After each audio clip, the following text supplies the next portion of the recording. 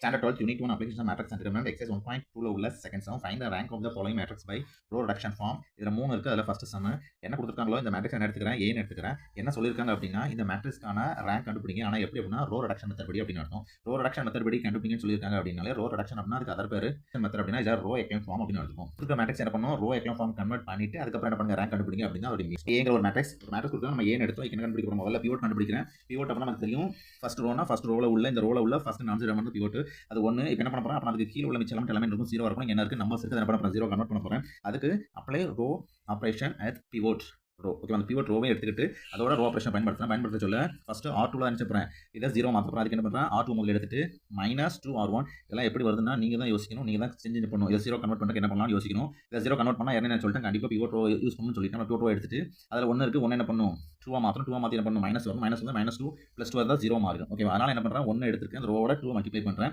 sign ரெண்டு 1 போல இருந்ததுனா மைனஸ் அப்ளை பண்ணனும்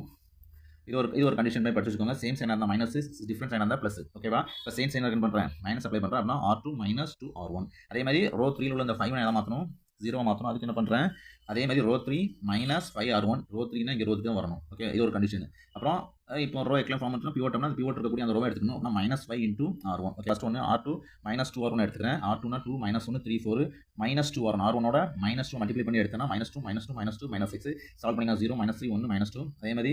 R3 ரெண்டாவது அந்த ரோ ஆபரேஷன்ஸ் எடுத்துர்க்கேன்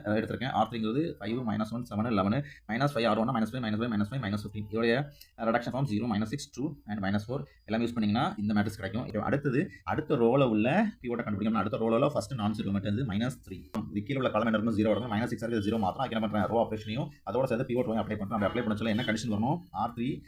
-2R2 இங்க -6 இருக்கு நான் இத யூஸ் பண்ணனும் அப்படினா இதோட மைனஸ் மல்டிப்ளை பண்ணீங்கன்னா 6 வரும் போல 2 மல்டிப்ளை பண்ணா 6 வரும் 6 ஓட -6 சைன் 1 போல இருக்கறனால மைனஸ் சைனை யூஸ் பண்ணனும் ஓகே மேலே மைனஸ் கீழ -1 போல இருக்கறனால மைனஸ் சைன் அப்ளை பண்ணுங்க ரோ 3 என்ன இருக்கு அப்படினா 0 -6 2 -1 அது கடைசில இருக்குது அப்புறம் என்ன பண்ற ரோ 2 ஓட -2 மல்டிப்ளை பண்ணா 0 இங்க ஏற்கனவே 3 இருக்குது 3 -3 ஓட ஒரு -2 மல்டிப்ளை பண்ணீங்கன்னா 6 + 6 வந்துரும் அப்புறம் -2 + 4 மைனஸ் ரெண்டுமே இது பண்ணி சால்வ் பண்ணீங்க 0 0 2 -2 னா 0 0 எல்லாமே 0 இந்த மேட்ரிக்ஸ் என்ன பண்றீங்க இந்த கடைசி R3 ஐ சேஞ்ச் பண்ணிட்டீங்க எழுத உங்களுக்கு என்ன கிடைக்கும் அப்படினா 1 1 1 3 0 -3 1 -2 எல்லாமே 0 வந்துரும் இதுதான் என்ன அப்படினா ரோ எக்லன் ஃபார்ம் எப்படி சொல்றீங்க ரோல உள்ள ஃபர்ஸ்ட் எலிமெண்ட் கீழ எல்லாமே 0 இருக்கும் அதே மாதிரி ரெண்டாவது ரோல உள்ள ஃபர்ஸ்ட் எலிமெண்ட் கீழ இருக்க எல்லாமே 0 இருக்கு 0 ரோ கடைசில தான் இருக்கு இதுதான் ரோ எக்லன் ஃபார்ம் இருக்கு அப்படினு அர்த்தம் இதுக்கு ரேங்க் கண்டுபிடிக்கும் ரேங்க் அப்படினா நம்பர் ஆஃப் ரோஸ் என்ன இருக்கு நம்பர் ஆஃப் நான் ஜீரோ ரோஸ் அப்படினா 1 2 இந்த ரோ ஃபுல்லாவே 0 இருக்கு அப்ப விட்டணும் அப்படினா the rank of the matrix is equal to 2 ஓகேவா இதோட இந்த வீடியோ முடிஞ்சிருச்சு அடுத்த வீடியோல அடுத்த மாதிரி பார்ப்போம் பை